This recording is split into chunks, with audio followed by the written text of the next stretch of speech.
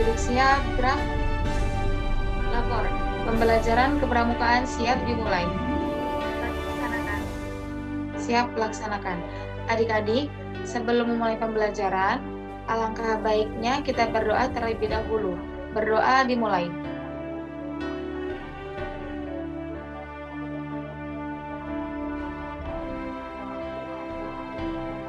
Berdoa selesai. Istirahat di tempat, gerak. Assalamualaikum warahmatullahi wabarakatuh. Waalaikumsalam Waalaikumsalam warahmatullahi wabarakatuh. Salam Pramuka. Salam. Apa kabar hari ini adik-adik? Alhamdulillah baik, Bun. Alhamdulillah, semoga semuanya dalam keadaan sehat. Amin. Dalam kesempatan ini, Bunda akan memaparkan materi tentang P3K. Ada yang sudah mendengar apa itu P3K? Pertolongan pertama pada kecelakaan. Ya, betul. P3K adalah pertolongan pertama pada kecelakaan.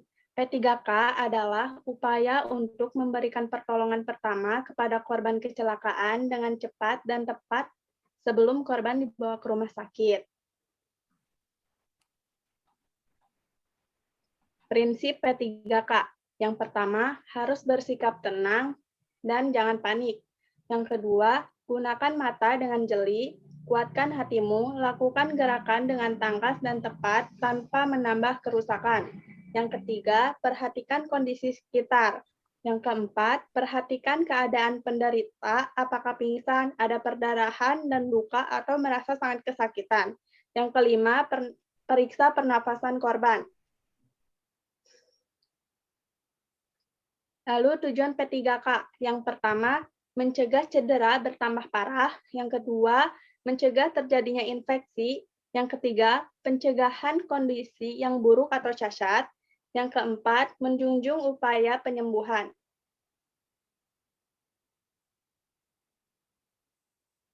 Yang terakhir ada peralatan dan langkah-langkah. Peralatan P3K. Yang pertama, obat untuk mencuci luka seperti Rivanol, obat merah. Yang kedua, obat untuk mengurangi rasa nyeri seperti paracetamol. Yang ketiga, bahan untuk menyadarkan korban seperti minyak kayu putih. Yang keempat, kapas, plester, kasa steril, dan gunting. Dan yang berikutnya langkah-langkah pertolongan pertama pada luka ringan. Yang pertama, bersihkan luka dengan air yang mengalir. Kedua, keringkan luka. Yang ketiga, teteskan obat merah, lalu dibalut dengan plester kits atau kasa. Nah, cukup sekian materi P3K yang Bunda sampaikan. Jika adik-adik mengalami hal-hal yang sudah Bunda jelaskan tadi, adik-adik bisa langsung melakukan pertolongan pertama ya. Cukup sekian dan terima kasih. Wassalamualaikum warahmatullahi wabarakatuh. Waalaikumsalam warahmatullahi wabarakatuh. Assalamualaikum warahmatullahi wabarakatuh. Waalaikumsalam warahmatullahi wabarakatuh. Hai adik-adik, di sini kakak akan menceritakan tentang biografi Baden-Powell. Baden-Powell dilahirkan di kota London, Inggris tanggal 22 Februari 1857. Nama lengkapnya adalah Robert Stephenson Smith Baden-Powell. Tetapi para pandu pramuka biasa memanggil beliau dengan sebutan Baden-Powell atau BP. Ayah dari Baden-Powell adalah Profesor Domina Baden-Powell, seorang guru besar geometri di Universitas Oxford, Inggris. Beliau menikah dengan Miss Henrietta Grant Smith, seorang putri dari Admiral Kerajaan Inggris yang terkenal yaitu William T. Smith. Baden-Powell mempunyai 9 saudara yaitu Warrington, George, August, Frank, Penrose, Agnes, Henrietta, Jessie, dan Baden-Fletcher. Ayahnya meninggal pada tanggal 11 Juni 1860. Nyonya Henrietta Grace memasukkan Baden-Powell ke Charterhouse School di tahun 1870. Di Charterhouse, Baden-Powell sangat populer. Selain pandai dalam belajar sehingga Baden-Powell meraih beasiswa. Baden-Powell juga mengikuti banyak kegiatan ekstra seperti marching band, klub menembak, teater, melukis, dan kiper kesebelasan Charterhouse. Di usia 19 tahun, Baden-Powell menamatkan sekolah di Charterhouse School, kemudian Baden-Powell memutuskan untuk bergabung dengan dinas kemiliteran atas bantuan pamannya, Kolonel Henry Smith. Kemudian, setelah lulus dari akademik militer tersebut, Baden-Powell ditempatkan di India dengan pangkat pembantu letnan. Baden-Powell, pada tahun 1908, Baden-Powell menulis buku Scouting for Boys, sebuah mahakarya yang sangat spektakuler. Pada tahun 1910, Baden-Powell meletakkan jabatannya di Dinas Ketentaraan dengan pangkat terakhirnya adalah Letnan Jenderal. Pada tahun 1912, Baden-Powell menikah dengan Olive T. Claire Sams dan kemudian dikaruniai 3 orang anak, yaitu Peter, Heather, dan Betty. Pada tahun 1920, para pandu dunia berkumpul di Olympia London, Inggris dalam acara Jambore Dunia yang pertama. Pada hari terakhir kegiatan Jambore tersebut, Baden-Powell dianugerahi sebagai Chief Scout of the World atau Bapak Pandu Sedunia. Baden-Powell juga dianugerahi gelar Lord Baden-Powell of the World dengan julukan Baron oleh Raja George V, dan BP menghabiskan masa tuanya di nyeri kenyak. Beliau akhirnya wafat pada tanggal 8 Januari 1941 dan dengan diantar di atas kereta yang ditarik oleh para pandu yang sangat mencintainya ke tempat peristirahatan terakhir. Nah, begitulah biografi singkat Baden-Powell ya adik-adik. Sekian dari kakak. Wassalamualaikum warahmatullahi wabarakatuh. Waalaikumsalam warahmatullahi wabarakatuh. Assalamualaikum warahmatullahi wabarakatuh. Waalaikumsalam warahmatullahi wabarakatuh. Salam Pramuka. Salam. Baik adik-adik, di sini Bunda akan menjelaskan materi tentang lambang gerakan Pramuka. Sebelum ke materi, kita tepuk Pramuka dulu ya biar tambah semangat. Tepuk Pramuka. Ra. Raja Muda Karana. Yes. Nah, baik, langsung saja ke materi. Lambang gerakan Pramuka adalah tanda mengenal organisasi gerakan pramuka yang bersifat tetap. Lambang ini diciptakan oleh Sunarjo Atmodipurwo, seorang pegawai tinggi Departemen Pertanian yang juga tokoh pramuka. Lambang ini dipergunakan pertama kali sejak tanggal 14 Agustus 1961, ketika Presiden Republik Indonesia I.R. Soekarno menganugerahkan Panji Gerakan Pendidikan Kepanduan Nasional Indonesia kepada organisasi gerakan pramuka melalui keputusan Presiden Republik Indonesia nomor 448 tahun 1961. Lambang gerakan pramuka mengandung arti kiasan sebagai berikut. Yang pertama, buah kelapa dalam keadaan tumbuh dinamakan cikal. Ini mengandung arti pramuka adalah inti bagi kelangsungan hidup bangsa atau tunas-penerus bangsa. Yang kedua, buah kelapa tahan lama. Ini mengandung arti pramuka adalah orang yang jasmani dan rohaninya kuat dan ulet. Yang ketiga, kelapa dapat tumbuh di berbagai jenis tanah. Ini mengandung arti pramuka adalah orang yang mampu beradaptasi dalam kondisi apapun. Yang keempat, kelapa tumbuh menjulang tinggi. Ini mengandung arti setiap pramuka memiliki cita-cita yang tinggi. Yang kelima, akar kelapa kuat, mengandung arti pramuka berpegang pada dasar-dasar yang kuat. Yang keenam, kelapa pohon yang serbaguna. Ini mengandung arti pramuka berguna bagi nusa, bangsa, dan agama. Nah, cukup sekian materi yang dapat Bunda sampaikan. Semoga kalian dapat memahami materinya. Sekian, terima kasih. Wassalamualaikum warahmatullahi wabarakatuh. Waalaikumsalam warahmatullahi wabarakatuh. Assalamualaikum warahmatullahi wabarakatuh. Waalaikumsalam warahmatullahi wabarakatuh. Salam Pramuka. Salam. Baik adik-adik, apa kabarnya hari ini? Alhamdulillah Baik, kali ini Bunda akan membahas materi mengenai salam pramuka. Apa sih salam pramuka itu? Secara bahasa, salam pramuka dapat diartikan sebagai pernyataan hormat antara sesama anggota pramuka. Lebih lanjut, salam pramuka mempunyai pengertian sebagai perwujudan dari sikap menghormati atau menghargai dari seorang pramuka kepada pramuka lainnya dengan menggunakan tata cara dan ketentuan yang khusus.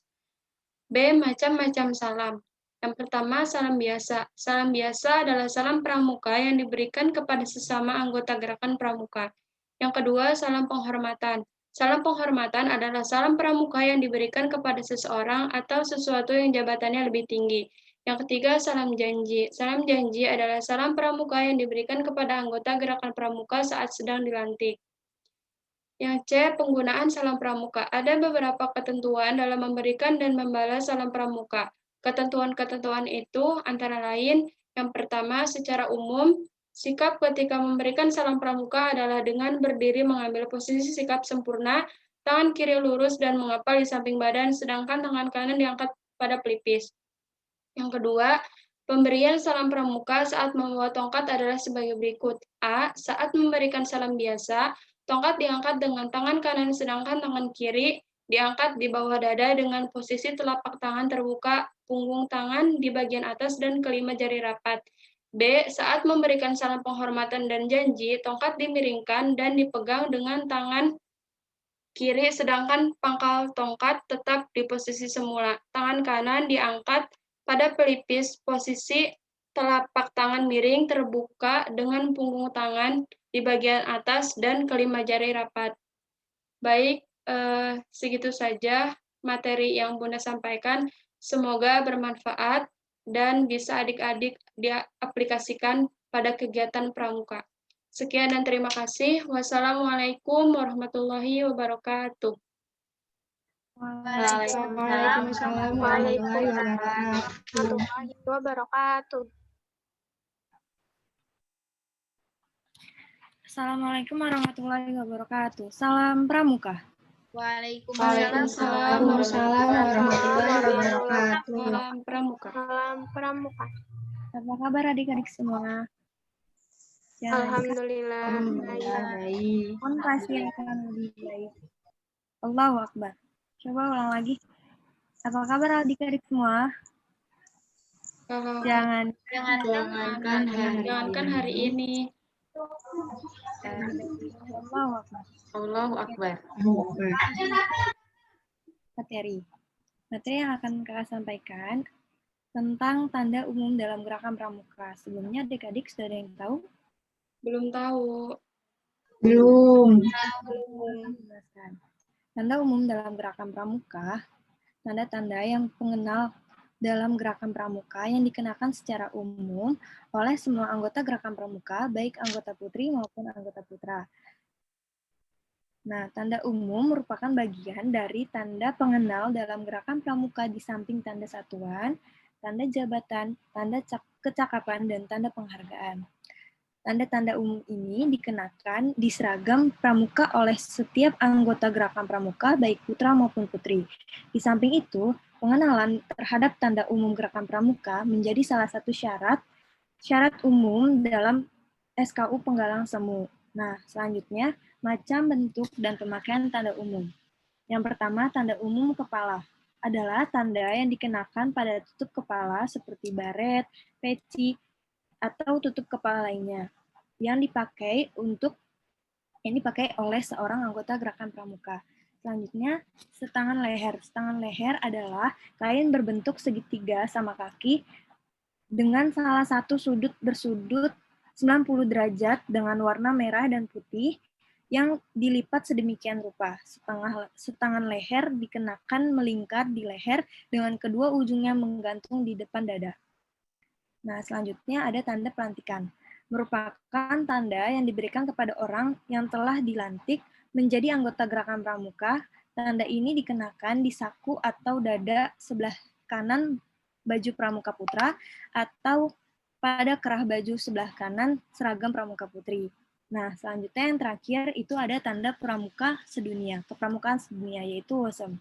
WOSEM adalah tanda seseorang menjadi anggota gerakan pramuka sedunia of Organization of Scout Movement. Tanda yang dikenakan pada dada sebelah kiri pada pakaian seragam pramuka putra atau kerah baju sebelah kiri pada seragam pramuka putri. Nah, adik-adik, sekarang kalian sudah tahu kan tentang apa saja yang termasuk tanda umum pramuka. Mungkin sekian dari kakak. Wassalamualaikum warahmatullahi wabarakatuh. Salam pramuka. Waalaikumsalam warahmatullahi wabarakatuh. Salam pramuka.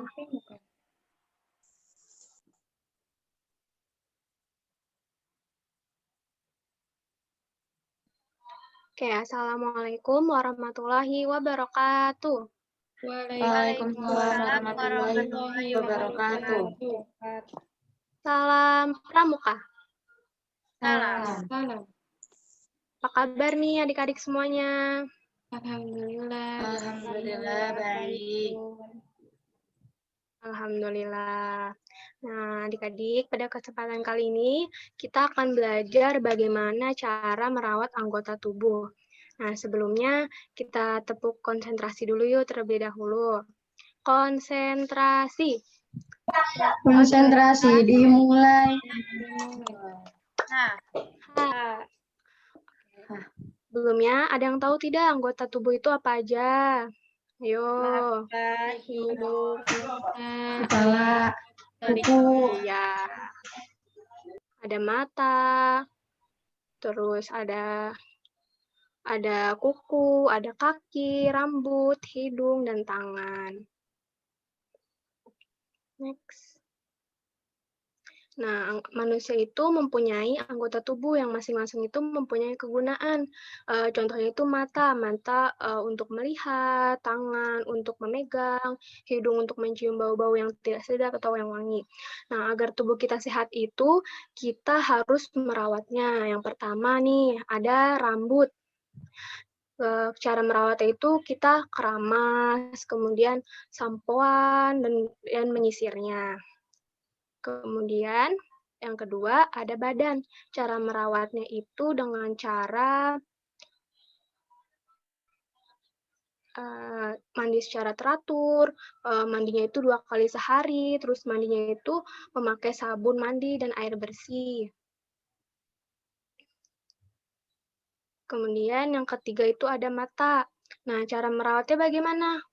Ketika membaca nih, jangan terlalu dekat, jaraknya itu harus 30 cm, kemudian membaca itu di tempat yang terang, terus merawatnya itu selalu makan makanan yang bergizi, contohnya makan wortel, itu yang sehat-sehat. Kemudian cara merawat hidung, itu menutup hidung jika mencium bau busuk, terus membersihkan hidung ketika mandi. Nah, yang kelima, cara merawat telinga.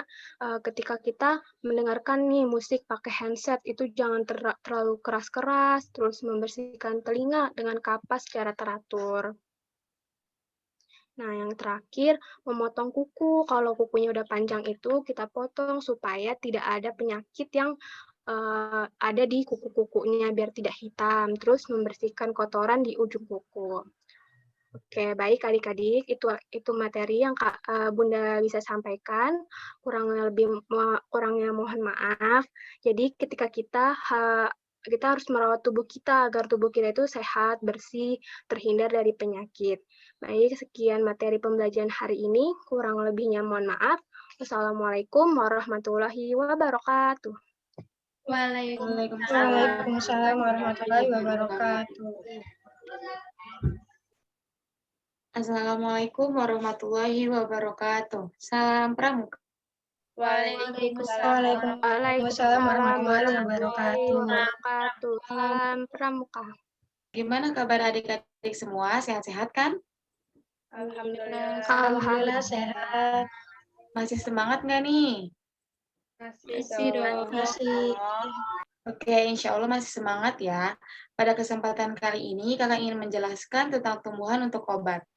Adik-adik, tumbuhan untuk obat alam itu sangat penting. Contohnya nih ya, jika melakukan kegiatan di alam, kalian akan memanfaatkan ilmu ini untuk membantu seseorang. Kakak akan menjelaskan tumbuhan yang dapat digunakan untuk obat yang mudah ditemukan jika sedang berkegiatan di alam. Pertama ada tumbuhan sintrong. Tumbuhan sintrong ini sering ditemukan di alam bebas. Tumbuhan sintrong ini digunakan saat keadaan pegal-pegal. Misalkan ya, saat adik-adik sedang melakukan kegiatan di alam, terus merasa pegal, kalian dapat memanfaatkannya sebagai penghilang rasa pegal. Cara pemanfaatannya itu dengan adik-adik merebus bagian daunnya terlebih dahulu, lalu air rebusannya kemudian diminum. Nah, yang kedua ada tumbuhan bandotan. Tumbuhan bandotan ini merupakan tumbuhan yang berada di alam liar daerah tropis dan subtropis yang juga banyak dimanfaatkan sebagai obatan herbal tradisional. Daun tumbuhan ini digunakan sebagai obat gatal dan juga sebagai perut kembung. Untuk pengobatan luka menggunakan daun bandotan ini dilakukan dengan menggilingnya atau mengulaknya sampai halus dan tempelkan pada bagian tubuh yang terluka. Dan untuk mengatasi perut kembung, daun dari bandotan ini direbus dengan air panas, kemudian segera disajikan untuk diminum. Terus yang ketiga, ini pasti adik-adik sering mendengarnya, yaitu daun sirih. Sirih merupakan tumbuhan alam yang dapat digunakan sebagai beragam obat herbal. Untuk seseorang yang sering berkegiatan di alam nih, seperti adik-adik ketika kegiatan di alam, seumpama anggota kalian tiba-tiba juga ada yang mimisan, adik-adik dapat memanfaatkan daun ini. Cara mengaplikasikan daun sirih ini dengan membersihkannya terlebih dahulu dan menggulungnya untuk bisa dimasukkan perlahan ke dalam hidung. Kemudian tekan dengan perlahan, lalu tunggu beberapa saat sampai darah berkurang. Penjelasan dari kakak. Jika ada anggota yang memerlukan obat alami itu, segera bantu ya. Semoga materi yang akan sampaikan tadi bermanfaat. Terima kasih banyak. Wassalamualaikum warahmatullahi wabarakatuh. Waalaikumsalam warahmatullahi wabarakatuh. Assalamualaikum warahmatullahi wabarakatuh. Salam Pramuka. Waalaikumsalam warahmatullahi wabarakatuh. Salam Halo adik-adik, apa kabar? Alhamdulillah baik. Alhamdulillah baik. Pada kesempatan kali ini, kakak akan memberikan materi mengenai kode kehormatan pramuka. Kode kehormatan pramuka merupakan serangkaian ketentuan dasar atau janji, nilai, dan norma yang harus dilaksanakan oleh seorang pramuka dalam kehidupan sehari-hari dan menjadi ukuran atau standar tingkah laku pramuka. Sehingga bisa dikatakan bahwa kode kehormatan merupakan kode etik anggota gerakan pramuka, baik dalam kehidupan pribadi maupun di dalam masyarakat. Kode kehormatan pramuka terbagi atas dua. Yang pertama, janji yang disebut satya, dan ketentuan moral yang disebut dharma. Yang pertama, kita akan membahas tentang satya pramuka. Satya pramuka, sebagaimana tersebut dalam ART, gerakan pramuka dinyatakan sebagai diucapkan secara sukarela oleh seorang calon anggota atau calon pengurus gerakan pramuka pada saat pelantikan menjadi anggota atau pengurus.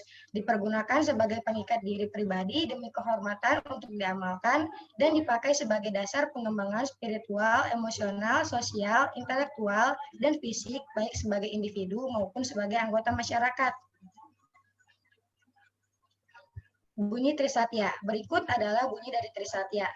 Trisatya, demi kehormatanku, aku berjanji akan bersungguh-sungguh menjalankan kewajibanku terhadap Tuhan Yang Maha Esa, Negara Kesatuan Republik Indonesia, dan mengamalkan Pancasila, menolong sesama hidup, dan mempersiapkan diri membangun masyarakat, menepati dasar dharma. Selanjutnya kita akan membahas mengenai Dharma Pramuka. Dharma Pramuka sebagaimana tercantum dalam ART Gerakan Pramuka merupakan nilai dasar untuk membina dan mengembangkan akhlak mulia. Sistem nilai yang harus dihayati, dimiliki, dan diamalkan dalam kehidupan anggota Gerakan Pramuka di masyarakat, landasan gerak bagi Gerakan Pramuka untuk mencapai tujuan pendidikan kepramukaan yang diwujudkan dalam kegiatan untuk mendorong peserta didik bersikap demokratis, saling menghormati, serta memiliki rasa kebersamaan dan gotong royong, dan kode etik bagi organisasi dan anggota gerakan pramuka. Berikut adalah bunyi dasar dharma. 1. Takwa kepada Tuhan Yang Maha Esa. 2. Cinta alam dan kasih sayang sesama manusia. 3. Patriot yang sopan dan kesatria. 4. Patuh dan suka bermusyawarah. 5. Rela menolong dan tabah. 6. Rajin, terampil, dan gembira. 7. Hemat, cermat, dan bersahaja. 8. Disiplin, berani, dan setia. 9. Bertanggung jawab dan dapat dipercaya. 10. Suci dalam pikiran, perkataan, dan perbuatan. Adik-adik, sebelumnya kalian tahu nggak mengapa tadi kita membahas Trisatya, bukannya Dwi Satya? Belum tahu. Udah tahu. Karena Dwi Satya dan Dwi Dharma merupakan kode kehormatan untuk pramuka golongan siaga. Sedangkan pramuka golongan penggalang, kode kehormatannya adalah Trisatya dan Dasa Dharma. Sekian materi dari kakak, semoga dapat bermanfaat bagi kita semua. Terima kasih atas perhatiannya ya adik-adik. Wassalamualaikum warahmatullahi wabarakatuh. Waalaikumsalam warahmatullahi wabarakatuh. Kami dari Sangga 1 ingin mempersembahkan yel-yel kami. 1, 2, 3. Sanggaku paling maju. Yes. Pinter-pinter siswanya, Sangga nomor 1. Sangga satu namanya. Yeay.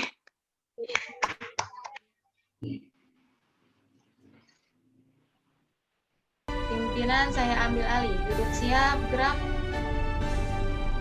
Lapor. Pembelajaran kepramukaan telah selesai dilaksanakan. Laporan selesai. Bubarkan. Siap, bubarkan.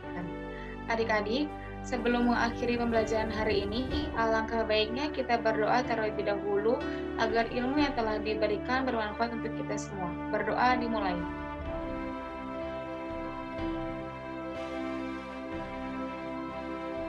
Berdoa selesai. Bubar barisan, jalan.